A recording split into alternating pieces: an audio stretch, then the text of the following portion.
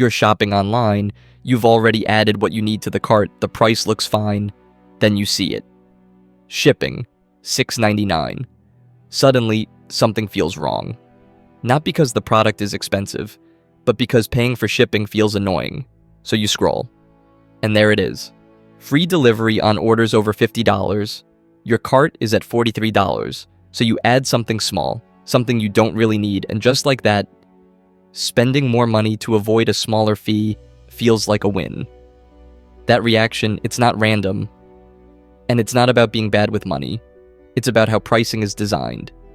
Free delivery doesn't remove cost. It moves it.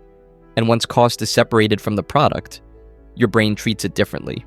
You don't plan to spend more, you just want to avoid the fee, so you optimize, you add an item, then maybe another.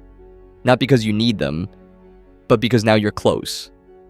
And once you're close, your goal changes. You're no longer asking, is this worth buying? You're asking, how do I qualify for free shipping? That shift is where the trap lives. And this behavior isn't rare.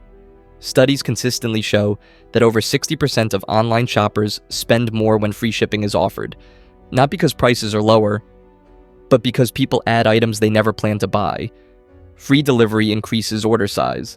That's why companies push it so hard. This works because of two powerful biases. First, loss aversion.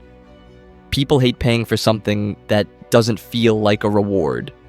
Shipping doesn't give you a new item, so your brain treats it like a penalty, and you'll spend more to avoid penalties. Second, mental accounting. You mentally separate product money, shipping money. So paying $8 for an extra item feels better than paying $7 for delivery, even though it costs more. Your brain isn't doing math, it's avoiding discomfort. Free delivery isn't about helping you, it's about changing your behavior. Retailers know that once shipping feels free, cart abandonment drops, impulse items increase, and average order value goes up. You don't save money, you just spend it differently. So what actually helps? Not avoiding online shopping, not relying on willpower, just changing the structure. First, always compare final totals. Ignore the word free, look only at the final number, that's the real price. Second, decide what you need before checkout. Make the decision first, because once the free delivery banner appears, your brain starts negotiating. Third, don't chase shipping thresholds.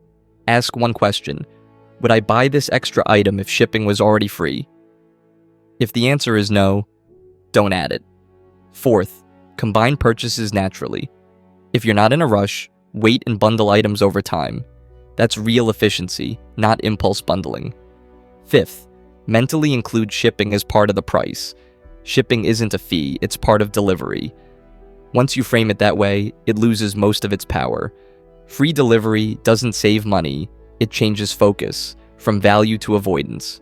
Once you see that, you stop chasing free and start choosing intentionally. So here's the real question. If free shipping works best when you don't do the math, how many extra items have you bought just to avoid paying for delivery?